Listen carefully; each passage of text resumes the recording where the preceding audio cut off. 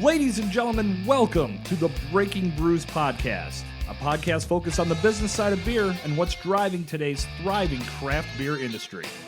Whether you're one of the thousands of people making craft beer what it is today, or just love great beer and want to know more about it, this show is here to cover everything from sales, marketing, branding, culture, and much, much more.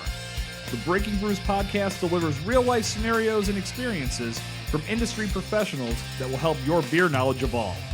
To tap into more great beer content, visit breakingbrews.com today. And now, the moment you've been waiting for. Let's get this session started.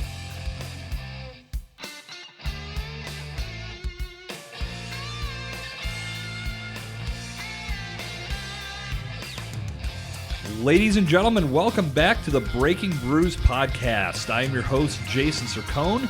This is the word of the poured, and you are strapped in for session 24 of the show. If you haven't done so already, jump back in the archives. There are 23 other episodes of the Breaking Brews podcast ready and waiting for you to consume. You can subscribe to the Breaking Brews podcast and never miss another show over at iTunes, over at Stitcher, over at Google Play, and over at Spotify. And you can stay up to date with show notes and everything else you need to know about the Breaking Brews podcast over at breakingbrews.com/podcast. Also, jump over to Facebook and join the Breaking Brews Podcast Central Facebook group for videos, for other exclusive content. Free to join. Come check us out. Join the community. Let's keep this thing growing. Tell a friend. Tell a colleague, tell anybody you see walking down the street, in line at the bank, at the grocery store, sitting at the bar, doesn't matter where you are, tell them how much you love the Breaking Brews podcast, tell them to listen, tell them they'll love it too. If you like what you hear, jump over to iTunes, drop a rating, drop a review. Let's keep this community growing. Let's get this podcast into the ears of more thirsty, like-minded beer people just like you and me. Let's get rolling. Session 24 is in front of us today, and we are tackling the subject of diversity in the craft beer industry. I am joined by the two best people possible to discuss this topic, Mr. Dave Bracey, who is the co-host of the Drinking Partners podcast. Highly recommend giving that a listen if you haven't done so already. Also, Mr. Mike Potter of Black Brew Culture. They have put together a revolutionary beer fest, and as you're going to learn as you listen to today's session of the Breaking Brews podcast, it's more than just a beer festival. This is an enormous celebration of diversity, not just in the beer industry, but across all cultures, bringing everybody together under one roof to celebrate all of the great teamwork, all of the great camaraderie, all of the great relationships that have been forged thanks to craft beer and everything that surrounds it. Fresh Fest Beer Fest takes place in Pittsburgh Saturday, August 10th. You can check out freshfestbeerfest.com to snag your tickets and to learn more about this event. It's actually a 3-day event if you get yourself a VIP ticket. You want to talk about an immersive experience. That's what you're going to get with this VIP ticket. There are only 150 available. Jump over to freshfestbeerfest.com. If you like what you see, jump on that ticket. It's going to be one hell of a time. Today, Mike, Day, and I are going to talk about diversity in the industry, diversity on a grand scale, why there is so much that we still see lacking in today's beer industry and in the world in general. And we're also going to get a tremendous preview of Fresh Fest Beer Fest. This is an event that is changing the landscape of beer. It is so cool that this event takes place in Pittsburgh. It has gotten attention across the country.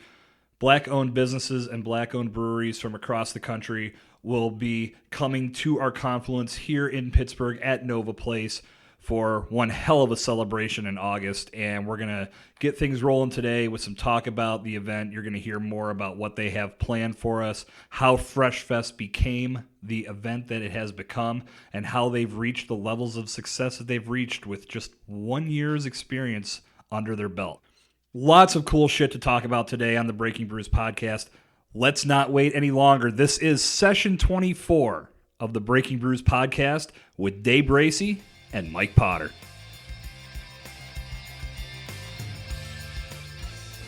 All right, so here we are, ladies and gentlemen. We are at Mike's Beer Bar in the North Shore of Pittsburgh, Pennsylvania. This is a bar that will always hold a special place in my heart. This is where the initial concept for Breaking Brews came together over ignorant comments and a couple good craft beers. It's gone through some ownership change, and some great things are happening down here at Mike's, right across the street from PNC Park. So if you're in the Pittsburgh area, you need to get down and check these guys out.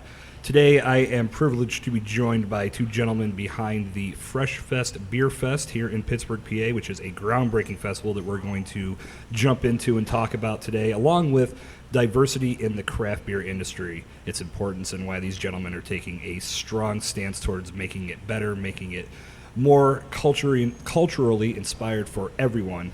Some great things are happening, and we're going to talk about it today on the Breaking Brews podcast. I'm joined by Mr. Mike Potter of Black Brew Culture and Dave Bracey of the Drinking Partners podcast. I'm going to steal a line from your show. Dave, say what up to the people. What up, people?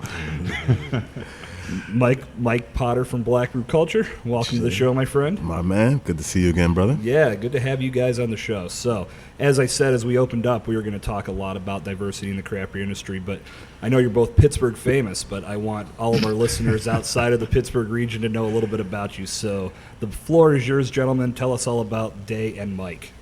So, I'm a comedian and paid alcoholic. I spend a great deal of my time trying to figure out how to make people laugh and spend money on booze. So yeah, I mean, I got into comedy about 7 years ago, and we were in comedy for about 2 years. Me and my partner Ed Bailey with the Drinking Partners. We were just two comedians, kind of like powing around. We were two of the only black comedians in the area. There weren't many. I think there were at that time. There may have been like about 4 to 6, running around at the time, and we had a lot of great conversations, did a lot of shows together, and we wanted to get our name out, in a way that outside of the stage, with a room, it's finite, you can only reach those people or whatever. Right. With a podcast, you can get out there. So we started the Drinking Partners podcast, knowing that Pittsburgh is a drinking town, and that the arts. A lot of what we were doing, I mean, a lot of the gigs that we were booked for were at bars and venues, drinking establishments, and it was really an excuse to keep people drinking for like 3 hours. I mean, like whenever I book a show, they'd be like, "Well, can you keep people here for 2 to 3 hours?" And if you could, then we were booked. So that's how Drinking Partners came about. We we were originally going to start doing like topical humor. He and I talking to each other, drinking some booze. After the second episode, we realized that was terrible. Like nobody, topical humor it's done. It's been done. It's in the ground. By the time you get a podcast out, like Twitter has ran it. Through and through. So, and also, I mean, we don't really like each other enough to talk to each other for a whole hour and make it entertaining. So that's when we switched over to a guest format, bringing somebody else in.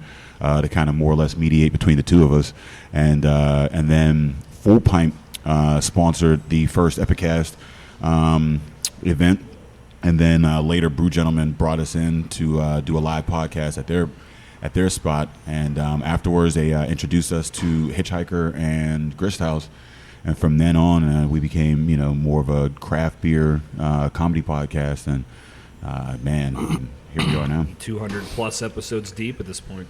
Yeah, plus a few lost episodes. Yeah. Quote unquote lost. How about you, Mike? Let's hear about Black Brew Culture. Yeah. So I'm the founder of Black Brew Culture, as you stated. Developed that platform in 2014, stemming from my home brewing experiences, and just a desire to see more cultural diversity in the beer industry as a whole. And we got started with a couple of social media platforms with the destination to start a full-fledged mag, which is still in the works. It's taken us a little bit of time, but we're getting that perfected and kind of putting some really good pieces together for that. And then, just kind of playing my way around the Pittsburgh beer scene. I met the East End guys. I'll tell this story 100 times, but they were a huge part of me getting into craft beer as a kind of more of a upgrade profession. Made some beers with them, learned some things with them, and we started making collab beers a couple years ago. Going back a little further, I met Day Ed on their podcast, and that's kind of how we got started with the Fresh Fest concept. Day and I kind of put our brains together, started brainstorming on how we could use our platforms to promote a little bit of diversity in the community, promote black businesses, promote black breweries, and really try to do some groundbreaking stuff here in Pittsburgh and across the country. And here we are. It's been a success so far. Let's jump ahead a little bit because I want to hear more about that inspiration. Was it during the recording? When did it hit you guys? Like, this could be something we could really bring to life and make it huge, the whole Fresh Fest idea. I mean, we met at the podcast, and we did an article. Celine Roberts did an article, Pittsburgh, not Pittsburgh Mag, but it was City Paper. Next Pittsburgh. It was City Paper. Was it? Yeah, it was okay. a City Paper, or yeah. it was like their drink issue or something like that. Right. And she did an article on, diversity in the industry and the lack thereof. Right. And she, I remember talking to her, and she, her final question was like, she asked like, why isn't there? And the very short answer is just, it's systemic racism. And then she goes, well, how do you solve that? And I was like, I had no clue. But I was seeing a lot of what Mike was doing, like around the country, and he had such a such a grasp on like the black culture, not just in Pittsburgh, but just around the country and whatnot. And we met up, and we just got to talking. Like, it was like, well, how do we collaborate on some kind of project that like can benefit in some way? And it just made sense. Beer festival, black beer festival. It was just, how do you do a black beer festival in Pittsburgh? Like, there's no black brewers in Pittsburgh. There's no black brewers in most states apparently. So yeah, I mean, we sat down, we met with a bunch of a few folks, threw out the idea, kind of pounded out the concept a little bit, and then set a second meeting. And then that second meeting, me and Mike showed up. It was like, all right, I guess we're doing this. Here we are. Yeah. When did you guys start to really notice that lack of diversity in the beer industry? Since day one. I mean, it's really stemmed. Yeah, you know what I mean. It's like it really stems from just show over. Yeah, that's it. All right, wrap it up, boys. Yeah, man. Since day one, it's just an uncomfortable kind of space and silence and lack of all throughout the tap rooms and kind of the places that we would visit and show up at, and it wasn't. It's an uncomfortable situation, and yeah. You're looking for people like yourself, and if that's employment based, if that's ownership based, or if that's fellow drinkers or what have you, and you don't see that, it's discouraging to say the least. So just made an effort to get educate some of our friends a little more, start these platforms and push the envelope forward to getting that spread a little bit. Yeah, I mean, like it's weird because I don't know if you ever like walked into a room full of women. Sure. Did you realize that you were the only guy in the room? Yeah. Like immediately. Right Yeah, I mean, like that's how it is for us. We walk into a room, like we immediately know, and it's like it doesn't get better because we're in America. Like we are a minority in America or whatever, but like we don't expect to like walk into a room and be the only one. Right. And in the beer scene, that's pretty prevalent. There wasn't a whole lot, like, a lot of places where that was for me. I mean, there was at least some kind of diversity, a couple of folks here and there or whatever, but I mean, it was just very, very stark, contrast or whatever, like, seeing that. And, I think that, anybody, women, if they walk into a place where all men, or, if you're white and you walk into an all black room, I mean, people don't typically, like, I mean, most people in general don't hang out in places where they are the only one. I mean, that's just typically how that is. It doesn't matter whether you're white, black, Asian, woman, whatever, like, typically want to be around your people. So, unfortunately, in this industry, we don't really have that choice. So, that's that. So, like, we noticed it immediately, but that wasn't a place where we wanted to stay. Right. I mean, I know you guys are tackling this with everything you're doing with Fresh Fest and all of your efforts surrounding that, but why do you think that dynamic exists? And I don't even know if there's an answer to that question, because I've thought about it a lot. It comes down to not just race. There's a lot of, from women still being objectified in the beer industry. There's still a lot that we've advanced a lot in many capacities, but in other areas we're still lacking. And I've always wondered why. It seems like we get it in so many ways, but in these areas we're still missing it. And again, I don't know, you guys might not have an answer to that, but not a definitive one. Yeah. I mean, it's kind of a group thing. They touched on it. You always want to be around your kind of folks, and that's the beginning phases of craft. Kind of started there with the bearded white guy. We beat that term to death, but and the guys aren't as social as you might think they are. So it's like they hang around the same type of people. I know when I'm into something, I'm doing my craft or whatever that may be, I'm only around the same people that have the same interests and talents as me. So that's a part of it. The rest of it we're trying to figure it out as we go and just find answers as we tackle each subject. Yeah, I mean, when you look at the lack of diversity in any industry, it's systemic oppression. I mean, at the end of the day, like there's very few women in there because women are an oppressed class or oppressed group. Same thing with minorities. Like it's racism. It's an oppressed group. We don't have access to a lot of things. Redlining was a real thing. I mean, in the past, we didn't have access to various neighborhoods. We didn't have access to loans. Even today, to capital. We still Period. even if we wanted to homebrew at home and open up a business, it's going to be harder for us to get a loan than it is, for a white counterpart to get that loan. Yeah. It's harder to stay out of jail. It's harder to stay alive. It's harder to live as a black person in America, as a woman in America. So if it's harder to just maintain life, it's even harder to prosper. Prosper and drink craft beer. Yeah, drink craft beer. It's a premium. Yeah, I mean, like it's a higher end. Like I got into craft beer, and I mean, quote unquote craft beer. Like my first one was a Blue Moon, but it was at $1, so it was affordable. I mean, I was like, all right, cool. And that's what I was like, oh, I didn't know beer could taste good. It was Natty Ice before that. I mean, but it was still affordable. I mean, beer's $6-7 or whatever. Like if I'm going out, like first and foremost, if I go out, like and I'm in that lower middle class, lower middle class, and I've got $20-30 to spend on whatever, I'm probably not gonna be very risky in that. I'm gonna go with what works. You know what I mean? Like I've been working all week. Like I'm gonna I'm gonna have my good weekend. Trying to get there. Yeah. I mean, I'm trying to get there. Like I'm not trying to experiment or whatever. Experimenting is for the privileged. It's for folks that have disposable income for that.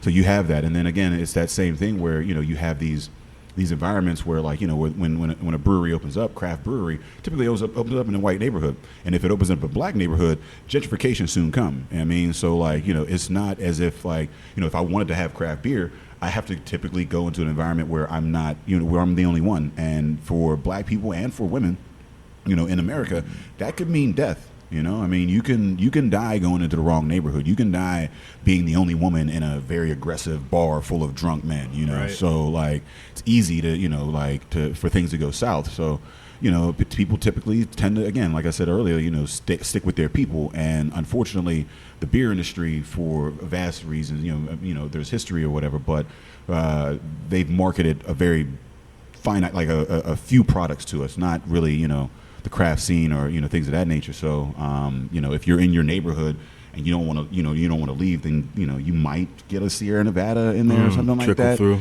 Yeah, Sam Adams maybe. Sam Adams, you know what I mean? Like you might get something like in there or whatever, but you're not getting to the vast majority of the crafts that you would get in a predominantly white bar. So if we don't have it, if we're not drinking it, if we're not part of it, we're not loving it, then of course we're not making it. Of course we're not pursuing it in order to monetarily push that out or whatever. So I don't know. I think that a large part of that, again, not just the industry, because the craft industry is just one industry. There's lack of diversity in all industries. No doubt about it. So and when you look at that, I think again it just comes to just systemic oppression. And I think that what we're trying to do is our part in a tiny industry. The issue of systemic racism is much bigger than us. It's much bigger than the industry. But we just trying to take the piece that we can take and work with that and hope that it resonates elsewhere. I think here in Pittsburgh, we have an example of this to some degree. You look at what Brew Gentlemen brought to Braddock. Braddock was a pretty rundown area that had, for lack of a better term, been pretty much left for dead. There really wasn't anything going down there business-wise. When they opened up, it completely transformed everything. That said, they still have that stigma of it being a dangerous place to go, despite the fact that they've been very successful there for 5 years now. What do you guys attribute that to? I mean, there are still people that just can't get over the fact that this was once a bad place, and it may not have even been bad. I think it was just more or less abandoned. So Is there a way to overcome that, or what do you guys think about that whole dynamic? Personally, that's just something that you can't avoid. People are going to have a stigma about a neighborhood or a place or a thing for many, many years. We talked about this in Homestead, where I live. They still say Homestead's a bad place to be. Meanwhile, I leave my car door unlocked at least 3 times a week. Mm-hmm. You feel me? It's a neighborhood that's been transforming for the last 10 years. Maybe not now. Don't let folks know. That's out there. Oh, you can have the motherfucker if you can come get it. That's why that was partly a pitch. You see what I'm saying? That was calculated. Don't get it twisted. Come get it. That piece of shit needs to go, man. Right? But in all seriousness, so they continue on with, and it's mostly like the older people, and it's just the names. It takes a while for that to shed off because Homestead is not a dangerous overall place. It has its average level of crime, but it's a great city, great town, great side of town. Same with Braddock. It's not the same as it was, but people refuse to let go, and you're going to have that conversation. But people who are actually making things happen, people or in the know, they know what they're doing. They know. I'm here. I've been here. I have a business here, doing my thing here, and the crime rate is not the same as it used to be.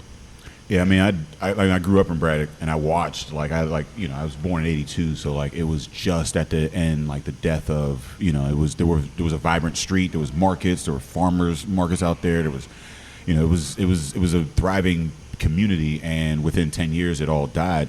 But I think the more important thing, is about, community upliftment. Empowerment. I think that if as businesses coming into the area, if they are empowering the people in that area, then it doesn't matter what the stigma is outside of that area, because the people in that area are going to thrive, and they're going to bring people in just as a result of thriving and knowing and bringing, and shouting from the rooftops, hey, this is a great place. Right. Renaming it the East Shore is not the way to do it. That's gentrification 101. It's not the East Shore, it's Braddock. And I think that if you focus on the community and I understand you need to bring outside folks in, but I think the way to do that is by building up the home first, making sure that strip, those communities, those people feel proud in that area. Once you build the pride in that area, then they'll scream it from the rooftops, and they'll bring people in themselves. It's not just a business or a council of people. It's a community of people shouting. Until that community feels empowered, then I think that you're always going to have that stigma. Because if you come in with a Bentley and I'm over here, poor, you can't do this abject, poverty and wealth or whatever. Of course, you put those two together, there's going to be conflict there. So I feel safer going to the community that's more empowered than one that's impoverished. That's criminology 101.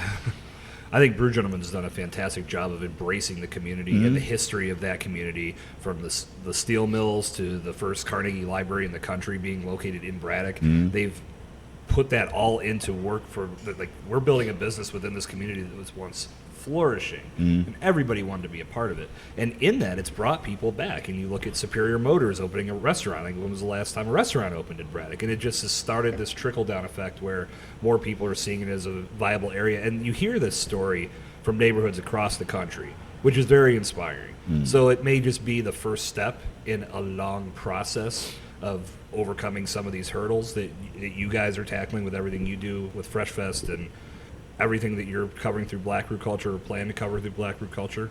It's great to see it. It's good to see that people are responding in a positive way, which is a great segue into talking more about Fresh Fest. Now, outside of Fresh Fest, I should ask you guys this first. We'll dive deeper here in a few minutes, but what are some of the direct actions that you have done to help bring some more diversity to the beer industry and to the community as a whole? Because it does extend beyond just the beer industry, as we spoke about before.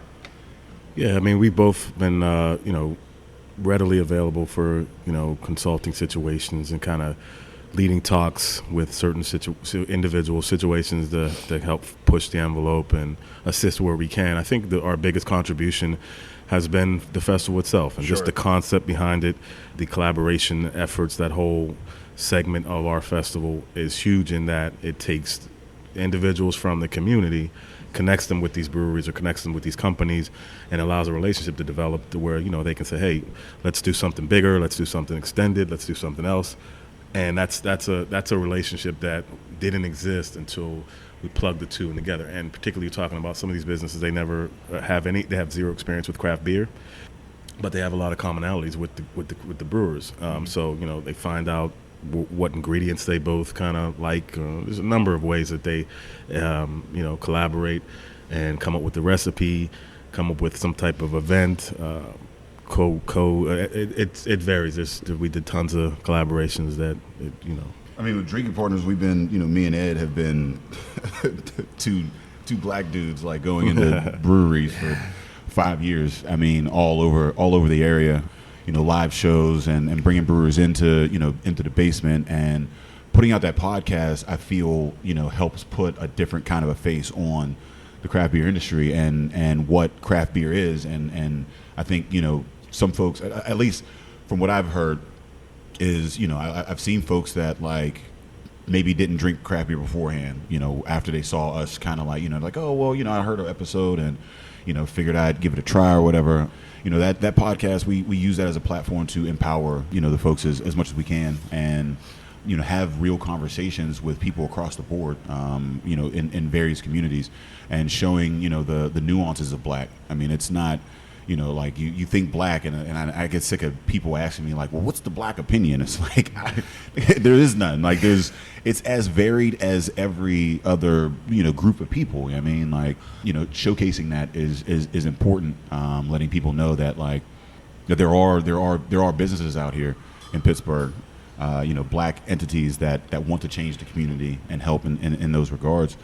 But I think, like I said, representation is representation and providing a platform are the two biggest things, and that was those were concepts that we me and Mike take into Fresh Fest as well, is that representation and a platform.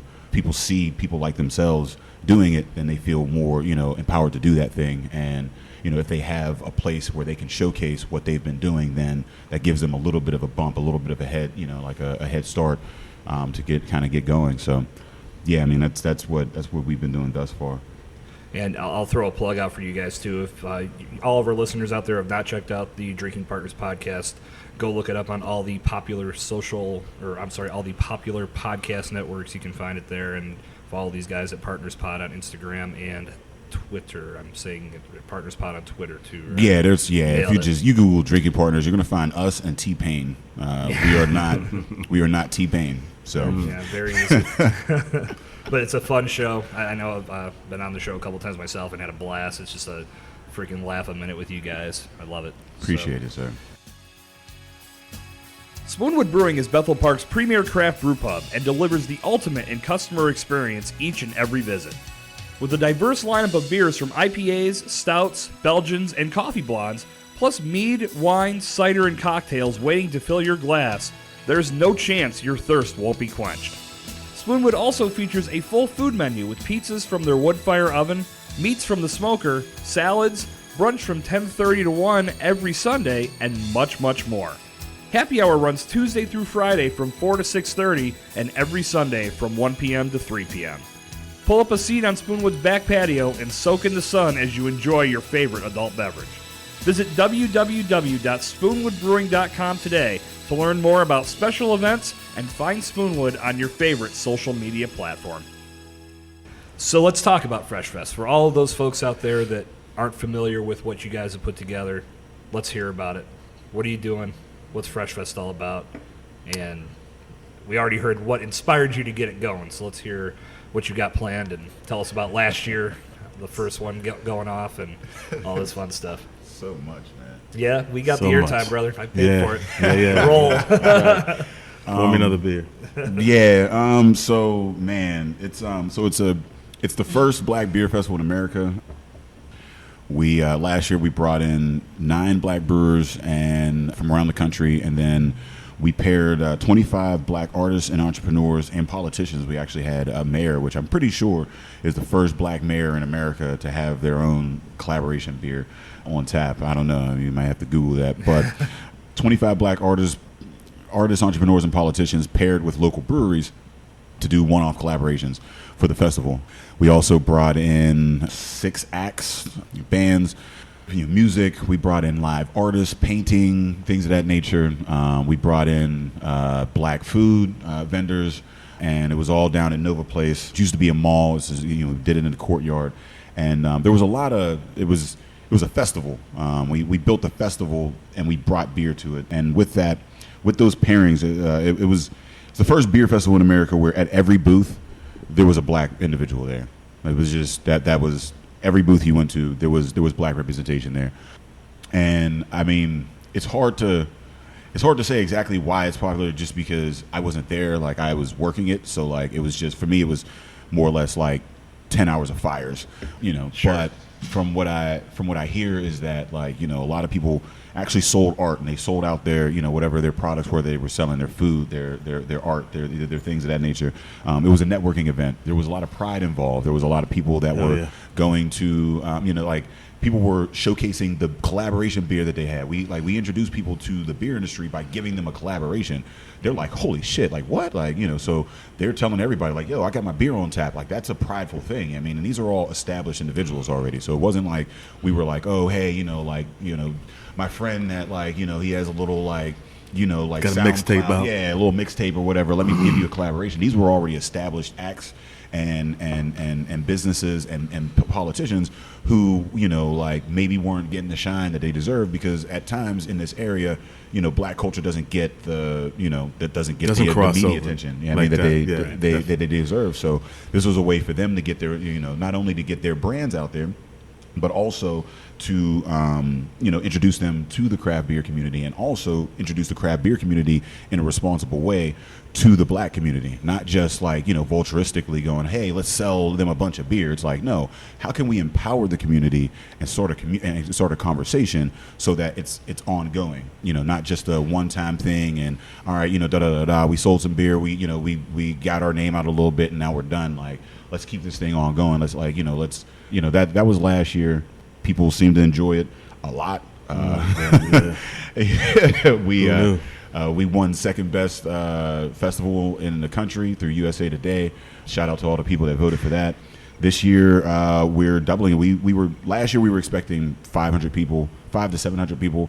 We ended up getting around 1,200, which was madness, absolute madness. I remember like walking around, and like people were like walking around with like Dixie cups and shit. I was like, what the hell? Like, I mean, we had just ran out of, like, we were just, we weren't expecting that kind of an overflow, but we had the space for it. And also another thing was the space, was the fact that people wasn't there just to like drink booze and do their untapped thing. I mean, like, brewers came to me afterwards and said, hey, it was nice seeing like quote unquote fresh faces. I mean, that's literally people who were being introduced to beer and going, oh, I don't know this style. Can you tell me more about it? Let's have a conversation. And seeing their faces like glow when they found a beer that they liked. Like, I was sitting at the end of the event, and people were coming out to me going, well, I didn't know I even liked beer. I bought a ticket because I wanted to support the cause, and I found like 4 beers in there that I like. I mean, like, so it was an introduction, and it was providing a safe space for folks, saying, hey, come here, and you won't be the only person that looks like you here. I think all of those elements is what helped get us to this year going forward, and this year we've got 3,000 people coming in. We're actually doubling the space. Last year we were just in the courtyard. This year we're going to be inside and outside, so the whole mall is ours. Oh, that's huge. It is huge. Like, I hung out a lot as a teenager in the malls, and it's my spot. That particular mall was my spot. Yeah. Oh yeah. That's crazy. Allegheny Center Mall was the shit. It was close. It was local. The next best thing was Monroeville Mall, but if you ain't really feel like getting on the bus. Yeah, Monroeville Ball was my spot. That was, Woody High. Like, we'd hop on the bus, and that was, man, we spent a lot of. We got kicked out a few times, but yeah, we're doing a mall party, man, this year, and we got 3,000 people coming in. We've got 75 brewers, 78. We have 20. No shit. What is 28 black-owned breweries will be with us. 45 local collaborations. So whatever that adds up to.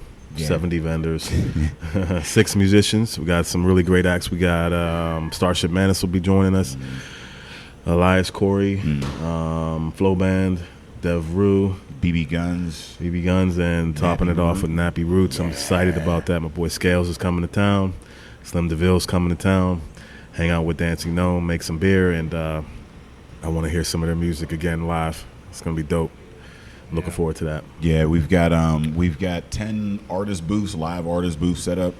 We've got we donated 10% to nonprofits, so there will be some representation there. We've got 4 DJs. So outside in the courtyard is going to be the live band concert setup. Inside in the mall is going to be a DJ setup, and there's going to be rotating DJs going on. Wow. With a little bit of a dance floor in there, so that if you want to, shake a little bit, then you can do so as well. So those are the 2 environments. You shouldn't promote that, man. Booze and shake a little bit, quote unquote. that's more monitoring and shit, man. Don't threaten me with a good time. That should be dope. So yeah, I mean, we've got 20 black vendors, 20 black food vendors coming in, and we're really excited for the VIP portion of this. Going forward, and that's the thing that kind of separated this festival a little bit as well from other festivals, that we built like a real VIP experience. Like VIP typically sometimes is like, you get an hour early. You get an hour early. It's an early admission. Right. You know what I mean? Like, but this was a real, like, there's only 150 tickets available. Out of 3,000 people that are going to be there, literally only 150 tickets. So what is that? 5%? 1%? Don't do that. 5%, something like that. I mean, so it's a real VIP. You're very important. Is what we're trying to. That's what we're trying to say. And we'll have a DJ. We'll have can shares. You know what I mean? Like a bunch of exclusive beers that you can't get at the festival, that you can't even get in the area. Last year, Equilibrium showed us some love. Definitely. Throwing some cans out. White Line was involved. Yeah. Gnome actually put some beers together, some exclusive stuff. Dancing Gnome. Shout out to Andy and Mike over there for that. That collaboration with Brew Brother was heavy rotation. It was good. So I mean, like you'll get some exclusive beers that you can't get elsewhere. It's a catered event. We have a celebrity chef we will name at a later time that will be catering the event, and we will have a podcast. So it's about an hour of mingling, and then we have the podcast. Me and Ed will this year our guest will be Mr. Garrett Oliver. Garrett Oliver. Yeah. So that's enormous. That's a great. Yeah. So you ready for that? No. We actually he's ready. I saw him. He's ready. We were in Harlem this weekend, and we bumped into Garrett again, and oh, that's cool. Yeah, it was dope. So you just did. I saw some pictures of you hanging out with Garrett, right? I did an interview with him, Yeah. and surprisingly, man, I hung out with him for a full day, man. Maybe a little longer. It was dope, and he was very hospitable, man. Gave us all kinds of stories and this insight on his perspective in the industry and what he's been doing so many years ahead of all the rest of us. Yeah, no doubt. And it was really inspiring. He blessed me with a couple books, and I was like, whoa, you read this? Okay, cool. Got that, exchanged some beers. I got a few ghost beers out the situation, and which was pretty impressive, and grateful for that. It was nice. Beers are phenomenal, so I have those in the tuck for probably going to save them for the Friday bottle share at Fresh Fest. Nice. But back to the subject. Dave is definitely ready. Listen, I'll be ready. I got a lot of work to do between now and then, but no, I'll definitely be ready. I'd expect nothing less from you. Yeah, I mean, but I mean, so that's the VIP portion. But like the VIP ticket also like includes the Friday bottle share and also a Sunday brunch. So it's a 3-day ticket with that. Wow. So I mean, it's you can't beat that. Yeah, I mean, so the VIP is just really there's only 150 of those available, and it's a 3-day ticket, and you're gonna meet some of the most influential people in the beer industry on that ticket, and you're not gonna feel crowded in any of those spaces. Right. Again, we capped it, so.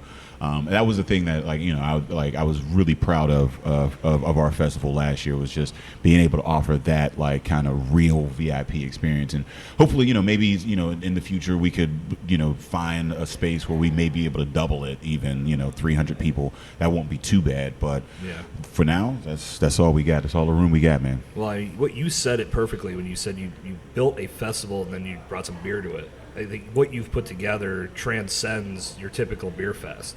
And that's not saying that your typical beer fest is a bad experience, but your typical beer fest, you're doing samplings, you have a couple food trucks in the house, there might be a band or two, and you're there for 3 or 4 hours, and it's typically a good opportunity to experience some new beer, mingle with some friends, talk to a few breweries, talk to some people. But you guys have created this, I mean, ultimately for the VIP, an entire weekend where you're immersed in this culture. That's second to none. I've never heard of anything like that to this degree. Yeah, I mean, I think we wanted to show why you need black people in beer. Like, so you don't fuck around. You just roll. Like, I mean, honestly, if you look at America and you look at entertainment, man, like black people are very. I mean, we love to have fun. We love to, and like despite adversity. I mean, despite everything, we have every reason, not to like to have this fun. I mean, we're beaten down or whatever. But Langston Hughes said, like comedy is laughing when you have every reason to cry. I mean, and that's I mean, I think black people in general, like, kind of encapsulate that, here in this country. So this festival, we wanted to say, look, like these are the creative ideas that you come up with. Like, we did the silent disco bottle, silent disco can release, for BBC. And like that, like those, can releases just a bunch of guys like lining up waiting for the doors open. Like it's not an environment, it's not an experience. You're not having, I mean, like, so these are some of the things, like the flavors, the ideas, the labels that come out of these collaborations have been insane. Like this is the some of that spice that you add, because if you have one voice in any industry, eventually it's going to become monotone. I mean, and like you're looking at the industry, and every industry is looking around, and everybody's going, like, when's the bubble going to break? And like everybody knows that the industry is plateauing. I mean, and like they're looking for whatever, and like we're and I feel as if it was inevitable that they would start to look at other communities to bring them in. Our goal is to make sure that they're brought in a responsible manner, in an inclusive manner, so that we're not just on one side of the bar, we're on both sides. We're serving it to our community and we're drinking it. I mean, like, I think that is our goal here, because eventually the industry was going to wrap around to us at some point. Yeah, well said. So what collaboration beers are you guys excited about coming up in 2019? Anything big on the horizon that you know about? Yeah, man, there's this, listen, East End Brewery and these guys called Black Brew Culture. Man, listen, it's called, I think they call it Forward to Culture 2.0. Phenomenal beer. Can't wait to try it again tonight. Had some last night. But yeah, I think that, all of them. For me personally, I'm looking forward to every single one of them. Obviously, some will be better than others. That's just how it goes. But I think Dancing Gnome and Nappy is still at the top for me as far as what they do, what comes out of it. I'm really excited about the graphic design that's going to come out of some of these bottles and cans. Yeah, that's going to be exciting for me. Some of those collaborations last year had some ridiculous artwork tied to them as well, which is awesome. And kudos to those collaborators, because their turnaround wasn't as, we have a lot of time this year. Yeah. They didn't have quite as long, nearly as long last year, and they still turned out some really dope shit. But I'm looking forward to, like I said, the graphics, some of the can art. The videos that came out of it last year. There were some promo videos that came out. I know Byron Nash and Helltown. Yeah, that's dope. What they did that with Black Metal or whatever. They did a whole like campaign or whatever, and they're still going this year. I mean, they're re-releasing it. I mean, they have a whole series going on. Whatever. Like it's a, that's inspiration. That's like, oh shit, we actually. this just means something. We actually did something. I mean, like helped cultivate. I'm super excited. Ren Navarro and Bloom Brew. Ren Navarro is out of Canada. She's a black queer woman in Canada who, like, I mean, if you're talking about like like isolation, like that's hella isolation out there. And she, a friend of mine was like, hey, this woman, she's out here doing like great things. She like ran a festival and does a bunch of things, for inclusion, out there. And she heard about the festival and reached out to her. Paired her up with Bloom Brew, and Bloom Brew, last year brought for the cookout, and it was this barbecue beer. He actually brought like 3 levels of spice to this barbecue beer, and it was phenomenal. Wow. And I when it comes to sours, I feel personally Jeff makes the best in the area. I mean, it just that he's dude, dialed in. He's got some good shit. Yeah, Jeff just. I mean, so I'm like, and that guy is like he's a mad genius, and he's just in there. He's just working away in West Newton of all. Like, I mean, it's just in a remote out of nowhere. I mean, like, but he does it, in this passionate way, and like, so I'm super excited to see what comes out of that collaboration, because it's such a stark difference in people and like in backgrounds or whatever, but I feel that the energy is there, and the excitement for it or whatever. So super excited for that. And then personally, the Drinking Partners Apis Trogs collaboration three-way is gonna happen, and that's shaping up to be something. Yeah, that should be a big one. Yeah, that's shaping up to be something Are wild. you guys going down to Trogs to do that? Yeah, we're gonna Awesome. go down to Trogs with Dave and hang out with the guys. I might even hit up a park or something like that. But super excited to hang out with the Trogs brothers. Those guys have been super dope, and like a lot of the inspiration that I got from Trogs.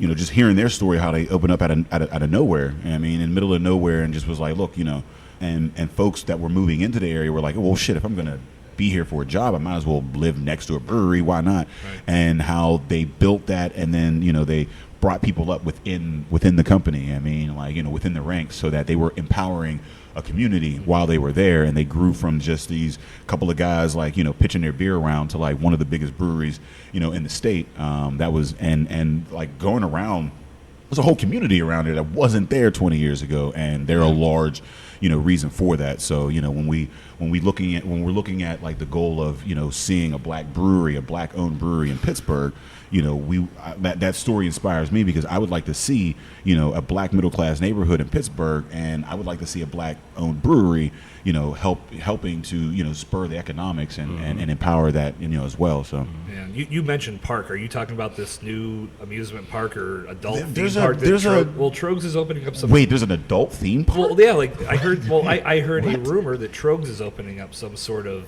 beer park or something. Beer theme. Oh yeah. Park. Of well, I had no. When you said adult park, were you talking about Hershey? Were you talking about Hershey? No, I'm talking about that hotel that has a water slide in or some shit. That's what it is. There's some kind of like the hotel that they put us in last time had like a water park in that. Yeah, bitch. I believe that's what it is. I was a little too drunk to be in water, but I would like to maybe experience that next time around. Yeah, I'm pretty sure that's what it is. So I'm 99% sure. I'm not speaking out of turn and dropping any news that anybody that's going to ruin anybody's plans. What do you know about the adult theme parks? Oh, you know what? It come to my mind just now. You asked about the collaborations. What I'm looking forward to. There's a company coming from LA called War Cloud. These guys are cool shit, man. My boy Alero's coming in to do a collab with 11th Hour. Nice. Perfect match. Yeah. I think these guys, they fit well personality-wise. And I think they're going to actually end up coming here next week for the brew date. Sweet. But I'm really looking forward to that. I haven't tasted the beer. I have tasted one of them. I got shipped. So that was a cool trade that I hooked up with them. But yeah, definitely. And then Smith Talks Brewing out of Texas.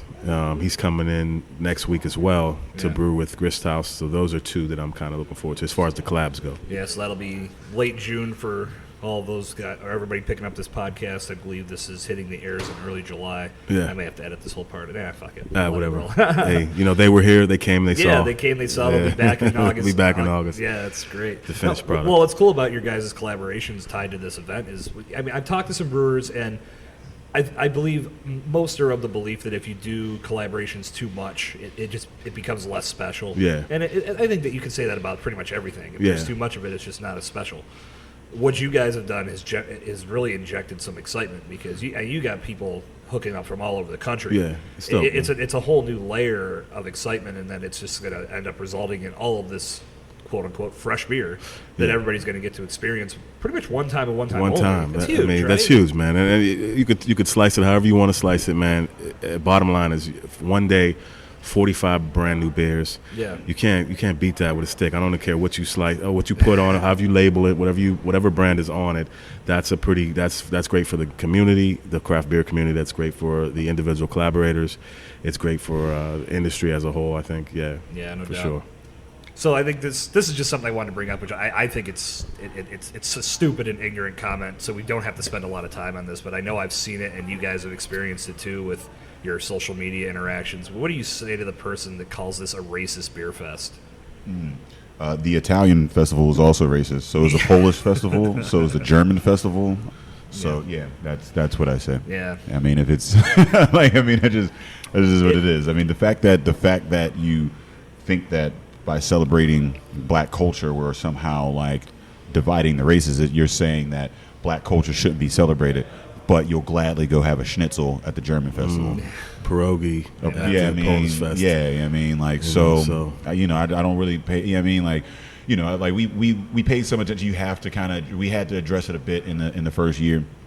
This year, it just goes in one ear out the other. I don't even think it existed. I haven't gotten that. I think it's because after the result speaks for itself. Certainly, it was a great collaborative effort. We had the percentage of highest. We have obviously a lot higher percentage of black-owned breweries this year, this is a goal. Yeah. But at the end of the day, we're doing this for the industry as a whole, and we're helping out as far as bringing a new flavor, promoting the cultural diversity. If you don't like that, go fuck yourself. That's pretty much the easiest way to summarize it. Drop the mic and get the hell out. Drop the mic. Yeah. We're good over it. I think we talked about this before. There's always going to be people. Always. You're not going to please everybody, and everybody's going to have their moment of ignorance. I should say everybody. It's on certain both sides. People are going to have their moment of ignorance and not realize the big picture. Yeah. What you guys have created is groundbreaking for the industry. It's awesome that it's located here in Pittsburgh, but it extends so far beyond our confluence. It's huge. Just to give the proper credit, we're the catalyst conduits for that, and I'm cool. We were made to do that. But without the industry, without the participants, without the breweries, certainly. And that's real talk. Everybody was like, "Yo, I like it. Let's do it. Where do you want me to go? Yeah. Tell me what to do." And without that, it doesn't exist. Right. So we know, but credit. It's fun. It's nice for the ego, but the credit really goes to the effort as a whole in the industry. We have bigger sponsors this year. Companies like New Belgium have jumped on full tilt, and their message has always been very authentic. The Brewers Association, same. They're doing their part. Everybody doesn't always understand exactly what it is they're looking at or trying to do, but the effort is there, and that's all we can ask for. And then we continue to do our part. They do their part, and then something good comes out of that. It's pretty much 100% of the time. If you were at the Straight Pride Festival, this probably ain't the Straight Pride Parade. This probably ain't the festival. Yeah. Is there a thing? Is that a thing?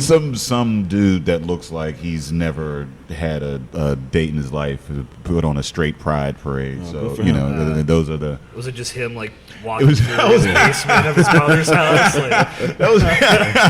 Yeah. So I mean, if you were, and that's just kind of what I akin it to. And you call it racist, you're just, it's just a counter, just whatever. Well, I know there was a post that went viral about I think Bell's Brewing. As we record this episode of the Breaking Brews podcast, we are in the middle of Pride Month, and Bell's Brewery did rainbow taps, just celebrating gay pride. Brooklyn did too. Couple different breweries. Excellent. I know that because the one that caught the attention. Yeah, right. When somebody commented about where are their straight pride taps, and that's just one of those things. It's like, dude, really? I mean, if you can get enough people to support that, unless you're just looking to stir up internet shit as a troll, then okay, I guess you've done your job. But you win. Sadly, there's people that feel that way, and fuck them. Man. Well, before we wrap up, I just want to say for all of our listeners out there, if you're going to travel for any beer fests this year, this is one you want to consider and move up your list. So for all those folks listening that want to learn more about what you guys are up to and how they can get tickets, where do they need to visit on the World Wide Web?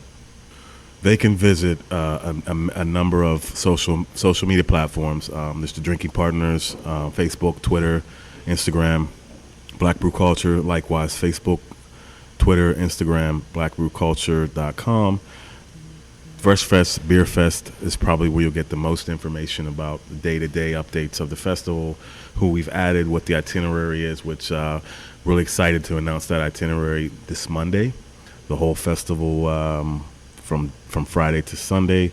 So you'll get to see who's bringing what, who's brewing what. who's linked with who, what the actual end count of breweries are, which is the number's 28 for black owned, what our musical acts are. We're going to have some info about these guys. And so that will be announced here shortly. And that's freshfestbeerfest.com, Twitter, Instagram, Facebook. Yeah, I mean, if you're looking for drinking partners, you can find us on epicastnetwork.com/partnerspot. You can find us on iTunes, Stitcher, Lips, and Google Drinking Partners. You can find us on IG, Twitter, and Facebook at Partnerspot. I feel like we need Ed here, too. Yeah. Ed Bailey. Making it authentic. Yes, authentic exactly. Mike takeover from the Drinking Partners. Word. Mike and Dave, thanks, man. This has been fun. I'm glad you guys took a few minutes to join me on the show, talk about everything you're doing. Love listening to the Drinking Partners podcast. When the Black Brewer Culture magazine drops, I'll be looking forward to being a loyal subscriber. And for all of you guys listening out there, freshfestbeerfest.com is the space to check out on the internet. Check them out on the Instagrams, the Twitters, the Facebooks, and their website. Get tickets. Come to what's promising to be the most fun beer festival of the year. Thanks, guys. Good talking to you, Jay. Thanks, man. Yep. Cheers. All right, my friends, that is a wrap on session 24 of the Breaking Brews podcast. Big shout out to Dave Bracey and Mike Potter. Thanks for coming on the show, dropping some knowledge about Fresh Fest and helping us tackle this subject of diversity in the craft beer industry. Clearly a lot to be done, and Fresh Fest is a tremendous stride in the right direction to add some more diversity to our always growing, always evolving industry. Also, a big shout out to Mike and Cassie down at Mike's Beer Bar in the North Shore of Pittsburgh for letting us record and for hooking us up with a couple beers as we made this show come to life. One of my favorite bars in the city, you guys. If you're in Pittsburgh, whether you're here traveling, whether you live here, it is one of the best spots that you can check out before a Pirates game, before a Steelers game, before a Pitt game, before a concert at Stage AE. 80 taps, always pouring good beer. Throughout the month of July, as this episode hits the podcast waves, they are doing an 80 tap local beer takeover. Every tap in the house dedicated to brands from Pittsburgh, PA. I've never seen a Pittsburgh dedicated beer takeover of that size and that magnitude. So awesome things happening down at Mike's. There's going to be a kitchen coming into fruition very soon. Plenty of reasons to check them out. It is the ultimate pregame and postgame stop if you're going down to see the Buccos play. But no matter what reason you find yourself on the North Shore, Mike's Beer Bar is a great place to stop. As I mentioned at the top of the show, it's always going to have a soft spot in my heart. That was where the idea for Breaking Brews came together, and I'm always going to look forward to going down there and having some good beer. Session 25 is on the horizon next week, and I'm going to be joined by none other than Kaylee Losey of Presidential Brewing in Portage, Michigan. Kaylee and I's discussion is part of what is going to end up being a 3-part series talking about Facebook marketing. Kaylee and I dove into a lot of the organic aspects of Facebook marketing and how you can get the most traction for your brand from the organic side of posting. That meaning you're not investing any money. Now, we did talk some about paid advertising as well, but for the most part, Kaylee and I's conversation is focused on organic Facebook marketing. That'll be session 25. On session 26, I will be joined by Mr. Aaron Williams of Monday Night Brewing in Atlanta, Georgia. And Aaron and I dove into some aspects of paid marketing on Facebook and also Instagram as well. For those that don't know, Instagram is also owned by Facebook. So a lot of the efforts that you put forth on Facebook can also parallel and get you some results on Instagram as well. So we're going to talk about how that all comes together over the course of the next 2 episodes. And then there's going to be another episode, session 30, because as you know, every 5th episode, we like to talk about marketing here on the Breaking Brews podcast and how it can help build beer brands and other brands in the world of business. But session 25, session 26, both dedicated to each side of Facebook marketing. Session 30 with Jim Mitchell, who is a digital marketer who has worked with bottle shops and many different breweries and other beer-related businesses over the past 10 to 15 years. He joins the show to talk about paid Facebook marketing initiatives as well. So we can have some good, well-rounded perspective about utilizing Facebook to the best of your time, to the best of your abilities over the course of the next several episodes. And we will have other episodes dedicated to various social media platforms in the future. But next week, Session 25, don't miss out as Kaylee Losi joins me from Presidential Brewing to talk about organic Facebook posts. Between now and then, you've got yourself a whole 7 days to jump back in the archives, catch up on shows you may have missed, drop a rating, drop a review. Let me know how I'm doing with the podcast. Tell a friend, share an episode, do anything you can do to help this community grow. Subscribe to the podcast, Stitcher, Google Play, iTunes, and Spotify. Catch up with show notes on breakingbrews.com/podcast and join the Breaking Brews Podcast Central Facebook group today. That puts Session 24 of the Breaking Brews Podcast in the history books officially. I am Jason Sircone. We'll see you next week. This has been The Word of the Port.